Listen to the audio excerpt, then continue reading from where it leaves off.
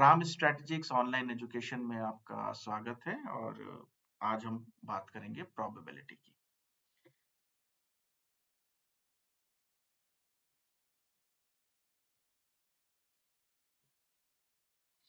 तो अगर मैं प्रोबेबिलिटी की बात करूं कि प्रोबेबिलिटी एक्चुअली है क्या, मैं एक छोटे से सेंटेंस में इसको खत्म करना चाहूं तो प्रोबेबिलिटी है नंबर ऑफ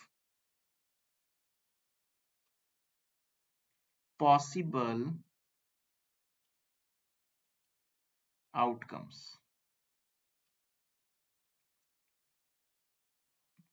आउटकम आने की क्या पॉसिबिलिटी है, उसके क्या नंबर है, इसी को प्रोबेबिलिटी कहा गया। किसी इवेंट्स के होने के क्या नंबर है, क्या चांसेस हैं, इसी को प्रोबेबिलिटी कहा गया। तो इसके लिए जो एक फॉर्मूला है वह फॉर्मूला है probability equal two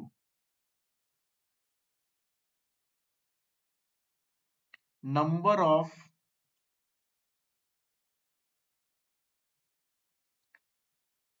times an event occurs divided by total number of events। ये इसका फॉर्मूला है। अब मैं अगर बात कर रहा हूं कि अगर मैंने एक टॉस किया, मेरे पास एक कॉइन है और अक्सर हम कॉइन से टॉस करते हैं। इस कॉइन में दो दो हिस्से हैं, पहला है हेड और दूसरा है टेल। जो हेड है वो कॉइन का एक हिस्सा है और टेल जो है वो भी एक हिस्सा है, यानी दोनों अपने अपने हिस्से हैं।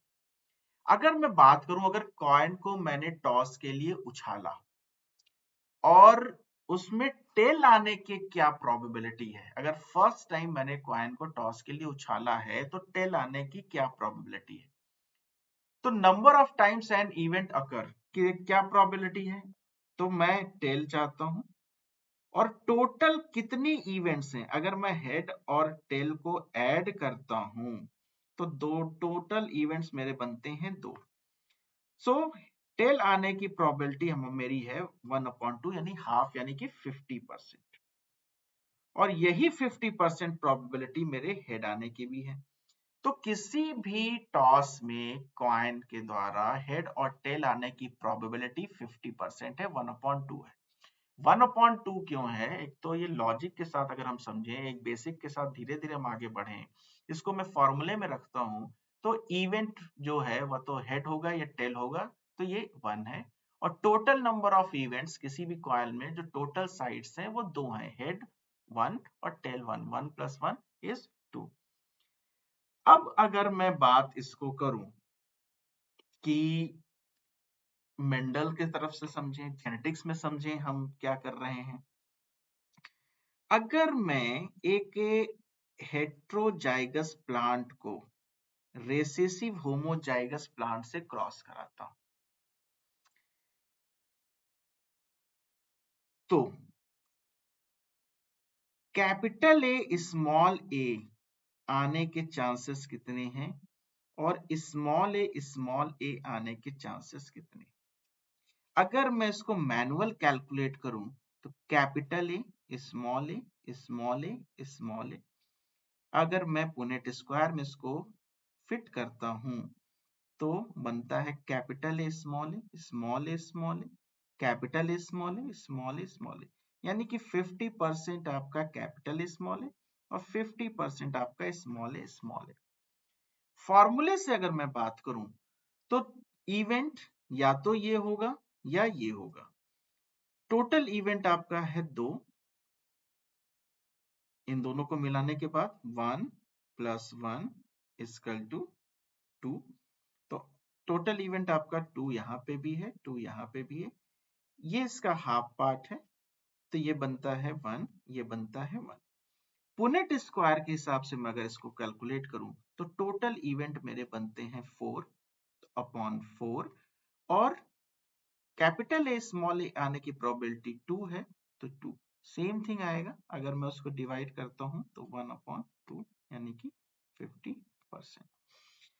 सो इस कैलकुलेशन, ये कैलकुलेशन है, ये फॉर्मूला है कि स्मॉल है, ये तो आप कहोगे जी ये तो मैं ऐसे ही बता सकता हूँ कि कॉइन आने की प्रोबेबिलिटी, हेड आने की प्रोबेबिलिटी 50-50% है।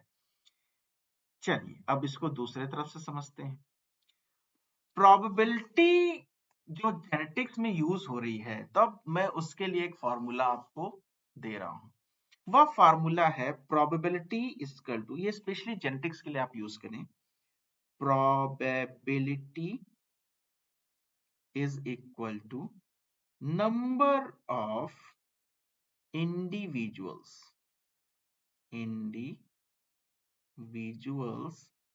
given genotype और phenotype, कुछ भी हो सकते हैं, हम कैलकुलेशन करें, डिवाइडेड बाय टोटल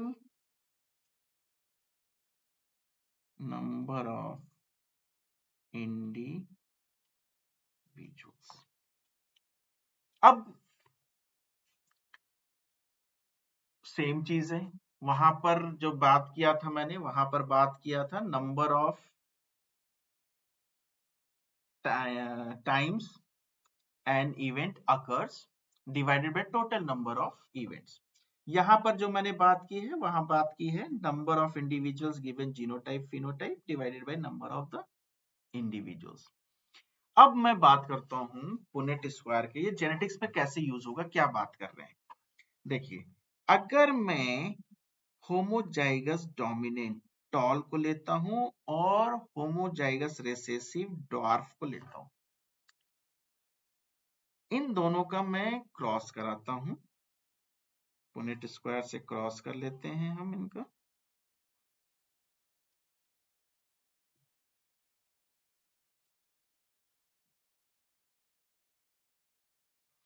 तो capital T capital T, capital T small T, capital T capital T and small T small T. अब यहां पर रेशियो जो है वो है 3:1 अगर मैं फिनोटाइप की बात करूं, और अगर मैं जीनोटाइप की बात करूं तो रेशियो है 1:2:1। ये हम सबको पता है, इसमें कोई दो राय नहीं। अब क्वेश्चन आता है कि मान लीजिए जीनोटाइप हेट्रोजाइगस टॉल, क्वेश्चन मैं यहां पे लिखता हूं हेटेरोजाइगस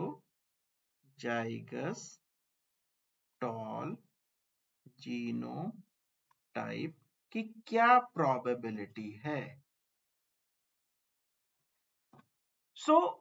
देखिए यहां पर टोटल प्रोजेनी मुझे मिले 1 2 3 4, ये तो सिंपलेस्ट है समझाने के लिए, 4 प्रोजेनी मिले, तो टोटल इंडिविजुअल आपके अपॉन 4 हो गए।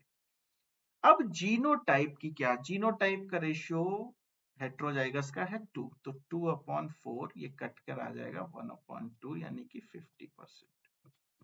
बहुत बढ़िया जी, बहुत ही सिंपल है। लेकिन अगर मैं बात करूं कि जी होमोजाइगस रेसेसिव की क्या प्रोबेबिलिटी है, तो event total number of individual तो 4 ही है, रेसेसिव मुझे क्या मिला, रेशियो से अगर मैं बात करूं तो 1, तो 1/4 यानी कि 25% पॉसिबिलिटी है। अब देखिए ये थोड़ा सा फास्ट हो रहा है, आपको समझ में नहीं आ रहा होगा, या फिर मैं बात करूं कि जब देखिए प्रोबेबिलिटी जेनेटिक्स में एक चीज मैं ट्रिक अभी आपको डिस्क्लोज कर देता हूं कि जब जेनेटिक्स में किसी साइंटिस्ट किसी कंसेप्ट की बात क्वेश्चन में हो रही हो, तो आप रेशियो वही उठाएंगे जो उस साइंटिस्ट उस एक्सपेरिमेंट में ऑलरेडी है।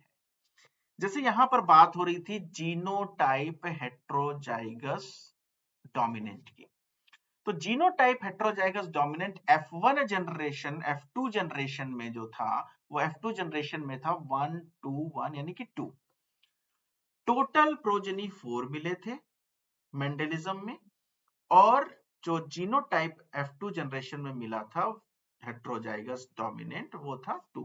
तो 2/4 सीधे सीधे फॉर्मूला, तो बेसिक्स आपको पता होना चाहिए। तो 2/4 लगाते हैं और 1/2 यानी कि 50% आपका आंसर आता है, जो कि हमने यहाँ पर निकाल रखा है।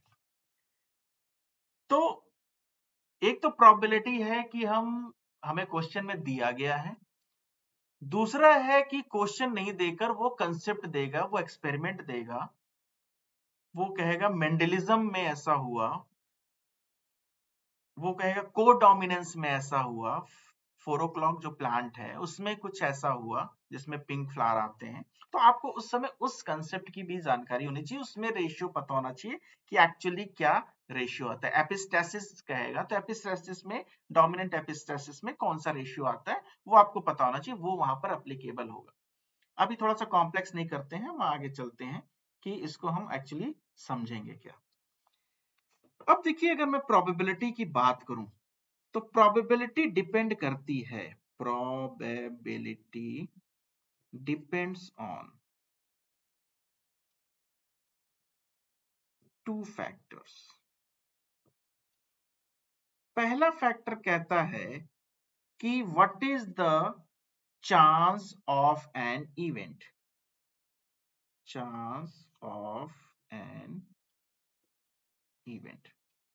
और दूसरा फैक्टर कहता है number of veg, number of veg in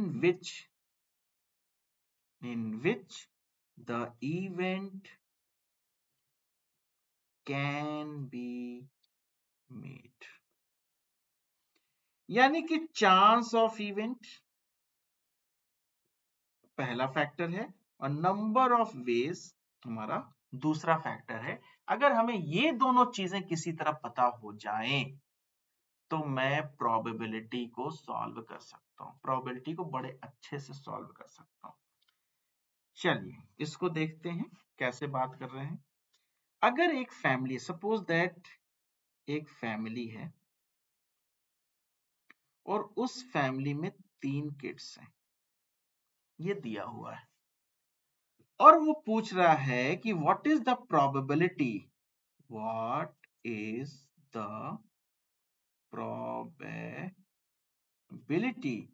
to have 2 girls and 1 boy. कहता है जी एक फैमिली है जिसमें 3 बच्चे हैं और उन 3 बच्चों में क्या प्रोबेबिलिटी है कि 2 गर्ल होंगे और 1 बॉय होगा।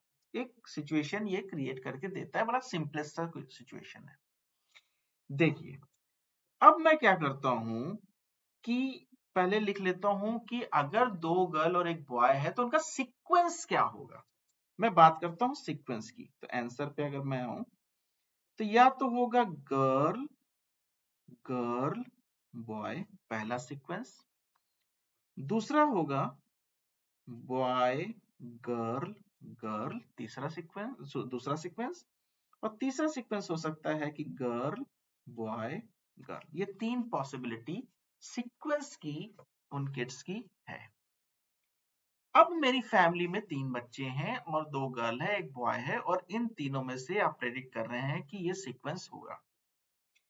गर्ल होने की क्या प्रोबेबिलिटी होगी, सीधी सी बात है। जेंडर की अगर मैं बात करूं, बाकी चीजें अगर मैं निकाल दूं, तो अगर मैं मेन जेंडर की बात करूं, जिस पॉसिबिलिटी जो हम जेनेटिक्स में अभी तक बात कर रहे हैं, वह प्रोबेबिलिटी है एक्स और वाई को लेकर 50 एंड 50, 50% चांस है गर्ल होने के, 50% चांस है बॉय होने के। तो गर्ल की प्रोबेबिलिटी यहां पर होती है हाफ, दूसरे गर्ल की प्रोबेबिलिटी है हाफ, और तीसरे बॉय की प्रोबेबिलिटी भी उतनी है हाफ। अब देखिए यहां पर मैं वर्ड क्या यूज करता हूं, girl and, girl and boy. इन दोनों के बीच में जो मैं वर्ड यूज कर रहा हूं आपको बताने के लिए, क्वेश्चन को पढ़ने के लिए, अपने आप को समझाने के लिए, वह है एंड।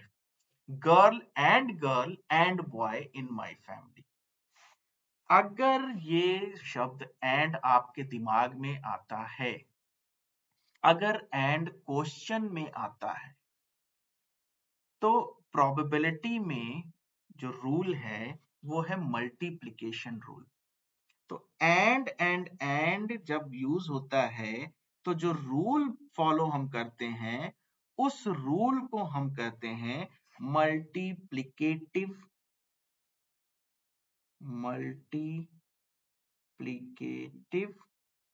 रूल। मल्टीप्लिकेटिव रूल का मतलब है कि ये जो प्रोबेबिलिटी गर्ल बॉय गर्ल की या गर्ल गर्ल बॉय की आपने बनाई है, इन सब की प्रोबेबिलिटी को मल्टीप्लाई होगा, तो ये है मल्टीप्लिकेटिव रूल। सेम यहां पर भी एंड आएगा, यहां पर भी एंड आएगा, इसकी भी प्रोबेबिलिटी हाफ इंटू हाफ बनेगी, इसकी भी प्रोबेबिलिटी हाफ इंटू हाफ बनेगी। अब ये पहला इवेंट है पॉसिबिलिटी, ये दूसरी पॉसिबिलिटी है, ये तीसरी पॉसिबिलिटी है कि इस तरह से सीक्वेंस हो। तो ये या ये कोई एक ही सीक्वेंस होगा मेरी फैमिली में। मेरे पास 3 बच्चे हैं जिसमें से 2 बच्चियां हैं, एक लड़का है, 2 गर्ल, पहली और दूसरी गर्ल और तीसरा बॉय होने के चांस हैं 1/2 इंटू 1/2 इंटू 1/2। पहला बॉय, दूसरी गर्ल, तीसरी गर्ल होने के चांस है 1/2 इंटू 1/2 इंटू 1/2।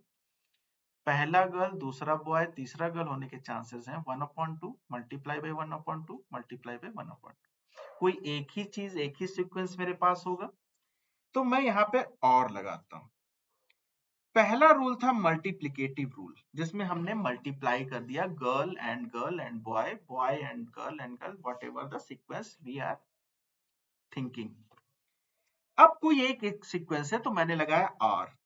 दूसरा रूल कहता है कि अगर पढ़ने में, दिमाग में, समझने में या शब्द यानी आर शब्द आता है, ORR, तो रूल लगेगा एडिटिव रूल। एडिटिव रूल का मतलब है कि इसका जो रिजल्ट आएगा, पहले का रिजल्ट मान लीजिए मैं इसको कहता हूं x, इसको कहता हूं y, इसको कहता हूं c। तो मान लीजिए x का रिजल्ट क्या आएगा, 1/2 मल्टीप्लाई 1/2 मल्टीप्लाई 1/2 आ जाएगा कितना, 1/8। 2 2 जा 4, 2 जा 8। y का कितना आएगा, y का भी आ जाएगा आपका 1/8। और z का कितना आएगा, इसका भी आ जाएगा 1/8। अब इनके बीच में r लगा है, यानी 1/8 प्लस 1/8 प्लस 1/8, क्योंकि ये एडिटिव रूल को हम फॉलो कर रहे हैं, बीच में हमें r आ रहा है या आ रहा है।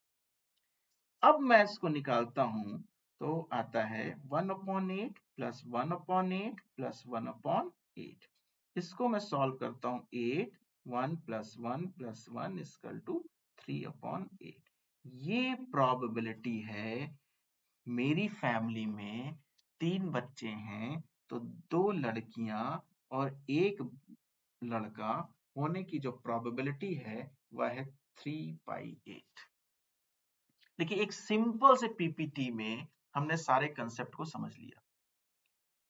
एक छोटी सी फैमिली जिसमें कि 3 बच्चे हैं, उसमें 2 लड़कियां 1 बच्चा होने की जो प्रोबेबिलिटी है वह है 3/8, 3/8, जिसमें हमने मल्टीप्लिकेटिव रूल भी लगाना है क्योंकि पढ़ने में गर्ल एंड बॉय आ रहा है। उसमें मुझे एडिटिव रूल भी लगाना है क्योंकि या तो पहला कॉम्बिनेशन होगा या दूसरा कॉम्बिनेशन होगा या तीसरा कॉम्बिनेशन होगा, यानी पढ़ने में या फिर मेरे दिमाग में और या शब्द आ रहा है। तो जहां पर एंड यूज होगा वहां पर तो मैं लगाऊंगा मल्टीप्लिकेटिव रूल, और जहां पर आर यूज होगा वहां पर मैं लगाऊंगा एडिटिव रूल। तो ये 2 रूल जो बेसिक्स हैं वो मैं लगाऊंगा प्रोबेबिलिटी में। अब ये देखने सुनने में तो बड़ा इजी हुआ, प्रोबेबिलिटी तो बहुत इजी है, पर जहां पर थाउजेंड्स ऑफ स्प्रिंग आ रहे हो, जब मेंडल ने एक्सपेरिमेंट किया तो उनके पास जो हम कैलकुलेशन मैथमेटिकल पुनेट स्क्वायर में करते हैं कि F2 जनरेशन में 4 प्रोजेनी मिले, रेशियो था 1:1 जीनोटाइप, 3:1 फिनोटाइप, तो 4 नहीं मिले। कई सारे जब सीड्स हैं, कई सारी जो ऐसी स्पीशीज हैं जिसमें नंबर ऑफ द इंडिविजुअल्स एक जनरेशन से दूसरे जनरेशन में दिख रहे हैं, तो वहां पर आर मान लीजिए इसी फैमिली में 5 बच्चा होता, 6 बच्चे होते, अब उस 6 में से 3 लड़कियां, 3 लड़के, 5 लड़कियां, 1 लड़के, डिफरेंट कॉम्बिनेशन पूछ सकता था। तो अब आप कब तक अब आप लगाओगे, तो एक लिमिटेशन है। एक तो कॉम्पिटेटिव एग्जाम में बैठे हुए हो, उसकी लिमिटेशन है। कॉम्पिटेटिव एग्जाम में नहीं बैठे हो, कहीं भी बैठे हो, तो एक टाइम के लेंगे। क्यों इतना लॉन्ग रूट, एक कॉम्बिनेशन बनाते जाएं, फिर उसको कैलकुलेट करते जाएं, आप करके देखेंगे, बड़ा लंबा रूट है। तो उसको शॉर्ट करने के लिए एक और छोटा सा फॉर्मूला आता है। अब ये फॉर्मूला क्या है? देखिए, फॉर्मूला तो एक ही है, और वो फॉर्मूला है कि प्रोबेबिलिटी को मैं निकाल सकता हूं कैसे?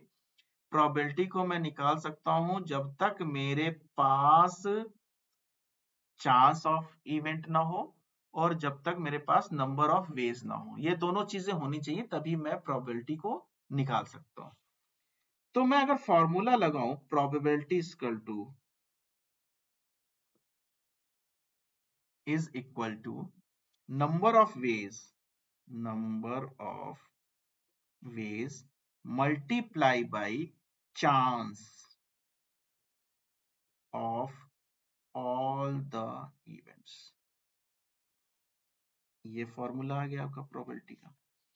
पर इशू ये है कि नंबर ऑफ वेज ही मुझे क्या है, परेशान कर रहे हैं, जब नंबर ऑफ इंडिविजुअल्स ज्यादा होंगे जनरेशन्स में।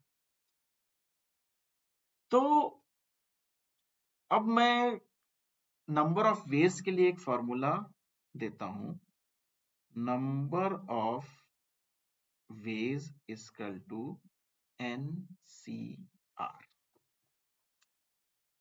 अब ये NCR क्या है? N जो है वो आपका टोटल नंबर ऑफ इवेंट्स है, total number of events. R क्या है? R आपका जो है डिजायर्ड इवेंट नंबर है, डिजायर इवेंट नंबर। और जो C है आपका, वह है फैक्टोरियल। तो NCR में N total number of events है, R डिजायरेबल इवेंट और नंबर है, और जो C है वो है फैक्टोरियल। अब ये है क्या? फैक्टोरियल में भी हमें ना पता हो, NCR ऐसे लिखा हो, कैलकुलेशन कैसे करते हैं? आइए इसको फिर से समझते हैं। देखिए, अब मेरी फैमिली में 6 किड्स हैं। अगर मैं एग्जांपल लूं, मेरी फैमिली में 6 किड्स हैं, और इस 6 किड्स में से जो प्रोबेबिलिटी फाइंड करनी है, सॉरी,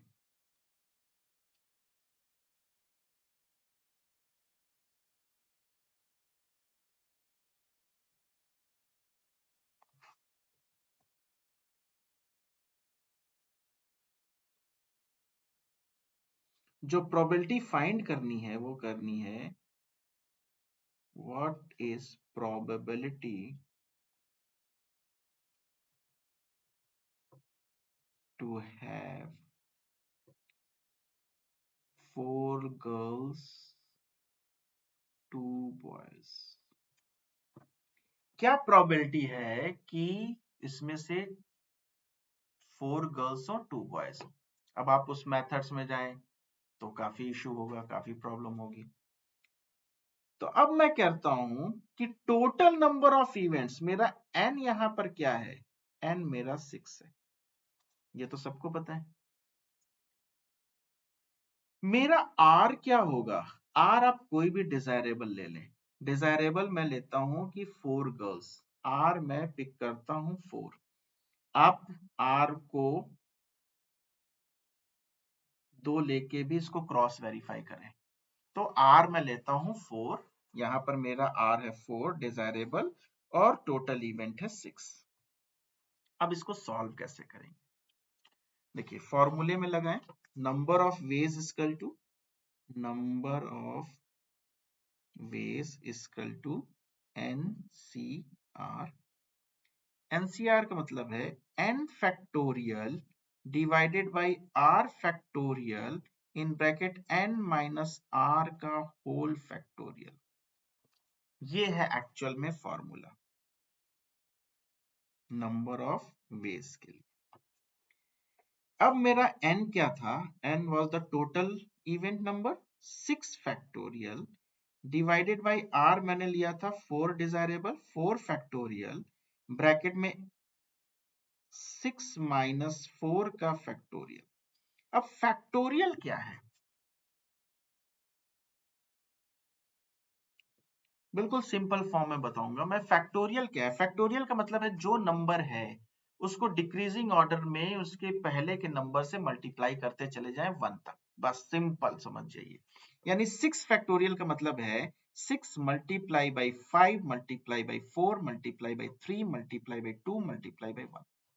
उसको डिक्रीजिंग ऑर्डर में 1 तक मल्टीप्लाई करते जाएं। ये फैक्टोरियल का साइन का मतलब है। डिवाइडेड बाई 4 फैक्टोरियल का मतलब है 4 multiply by 3 multiply by 2 multiply by 1। In bracket 6 minus 4 कितना आएगा? 2। 2 का भी फैक्टोरियल मुझे लिखना है। तो फिर से मैं बात करूं, 6 multiply by 5 multiply by 4 multiply by 3 multiply by 2 multiply by 1 divided by 4 multiply by 3 multiply by 2 multiply by 1 multiply by, अब इसका मैं करूं 2 इंटू 1। ये चीज यहां पर आ गई। अब मैं क्या करता हूं कि 4 से 4 कैंसिल कर देते हैं, 3 से 3 कैंसिल कर देते हैं, 2 से 2 कैंसिल कर देते हैं, और 1 तो चलिए वो तो है ही, कैंसिल कर देते हैं। इस 2 से इस 6 को डिवाइड करते हैं तो 3 आता है। यानी कि मेरे पास आता है 3 इंटू 5 इक्वल टू 15। तो टोटल नंबर ऑफ वेज जो मेरे पास है वो आ गया 15, जो मैं वहां से आर या मल्टीप्लाई करके निकालता। तो टोटल नंबर ऑफ वेज मेरे आ गए 15। अब चांस क्या है? मैं दूसरे पीपीटी पे आता हूं। अब चांस क्या है? देखिए चांस मैंने क्या कहा था? 6 किड्स हैं। तो 6 किड्स हैं तो गर्ल और बॉय होने के चांसेस तो सेम से हैं। तो 1/2 पहली गर्ल, 1/2 दूसरी गर्ल, 1/2 तीसरी गर्ल, 1/2 चौथी गर्ल, 1/2 पहला बॉय, 1/2 दूसरा बॉय, क्योंकि एंड ही आएगा किसी भी कॉम्बिनेशन में। तो ये कितना बनता है? 64, 1/64। तो 1/64 चांस बन गया मेरा। Chance of an event equal to 1/64। अब probability equal to ways multiply by chance. In short ways मेरा कितना था? 15, चांस है 1/64, तो आंसर आ गया 15/64। 4 गर्ल एंड 2 बॉयज। ये आ गई मेरी प्रोबेबिलिटी। तो देखिए कितना सिंपल फॉर्म में मैंने प्रोबेबिलिटी को डिफाइन कर दिया।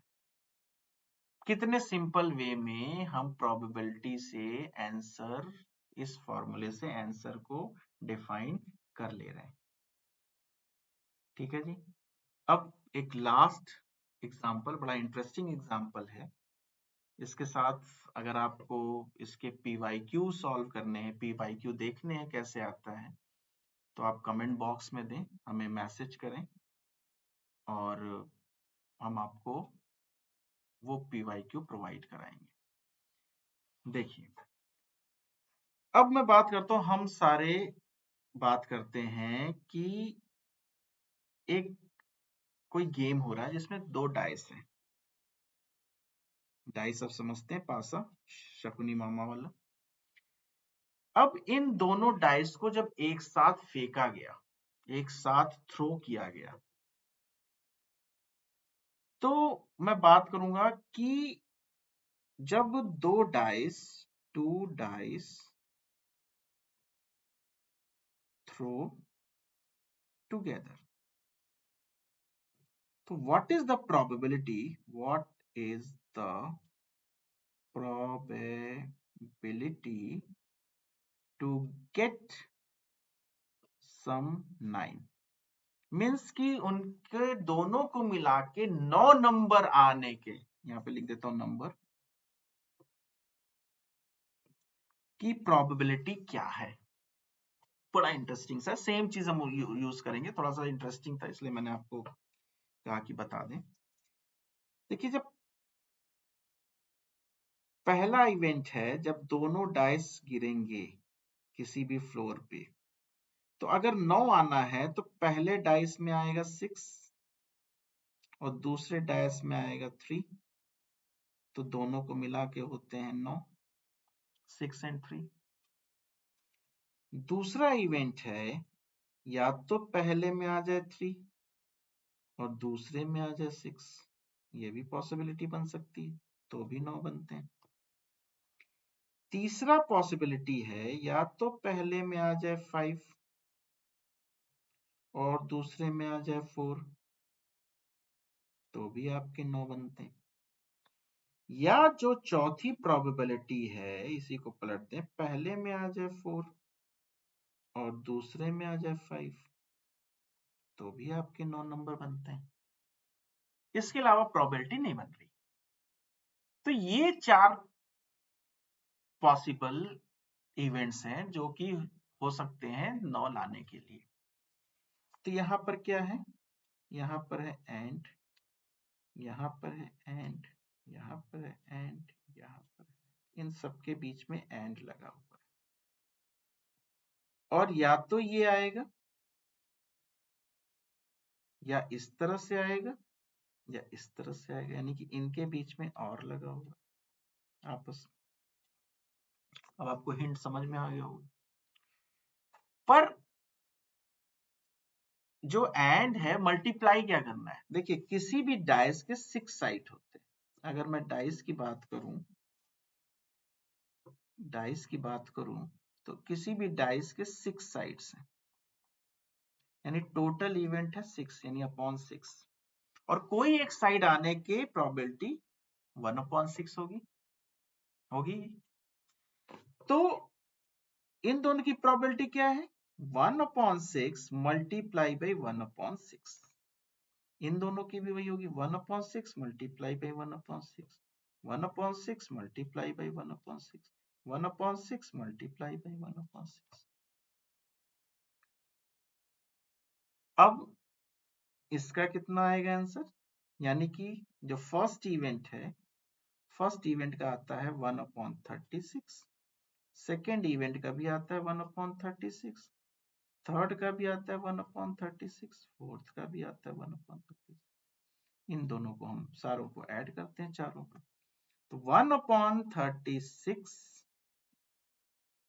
प्लस 1/36 प्लस 1/36 प्लस 1/36 को मैं ऐड कर दूं तो 1 plus 1 plus 1 plus 1 equal to 4/36 मैं डिवाइड कर देता हूं, प्रोबेबिलिटी आती है 1/9।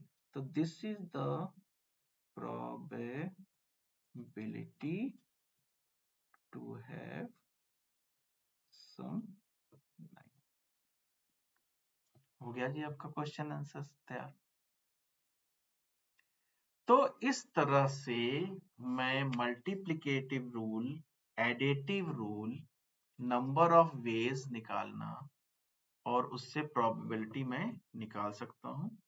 अब मेरी फिर से एक रिक्वेस्ट है कि आप देख लें क्वेश्चन में कहीं उसने ये तो नहीं कहा कि मेंडेलियन क्रॉस। चलिए मैं एक क्वेश्चन करके दिखाता हूं। क्वेश्चन कहता है in a Mendelian cross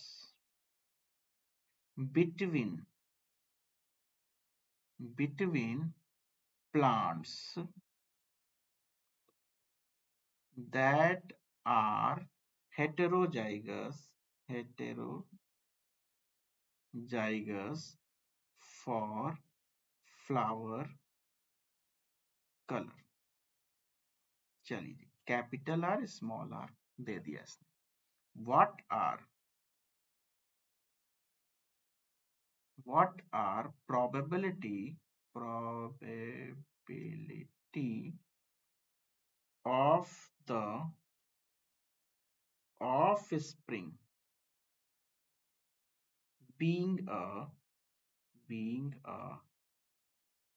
heterozygous।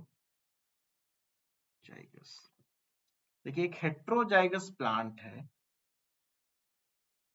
Mendelian cross हुआ, हेट्रोजाइगस प्लांट, और वो कहता है जी what is the probability to get the heterozygous. तो हेट्रोजाइगस का हमें रेशियो पता है 1:2:1। तो टोटल इवेंट मेंडल में कितने आए थे 4, हेट्रोजाइगस कितने थे 2। मैं इनको अगर क्रॉस करूं आंसर क्या आता है 1/2, यानी कि प्रोबेबिलिटी क्या है 50%। अब यहाँ पर कहीं पर भी टोटल इवेंट कुछ ना कोई नंबर नहीं दे रखा है, बस इन्होंने क्या दिया है इन अ मेंडेलियन क्रॉस। केवल बात हो रही है इन अ मेंडेलियन क्रॉस। तो आपने मेंडल के रेशियो को उठाना है और उसको वहां पर सीधे सीधे पुट करना है और आपके पास आंसर आ जाएगा। तो प्रोबेबिलिटी में आज यही बस करते हैं। क्वेश्चन लगाएं, पीवाईक्यू लगाएं, हमारे पीवाईक्यू सेक्शन में जाएं, और कोई दिक्कत आती, कोई परेशानी आती है तो व्हाट्सएप करें या फिर आप यहाँ पर नीचे मैसेज डालें। Thank you, all the best.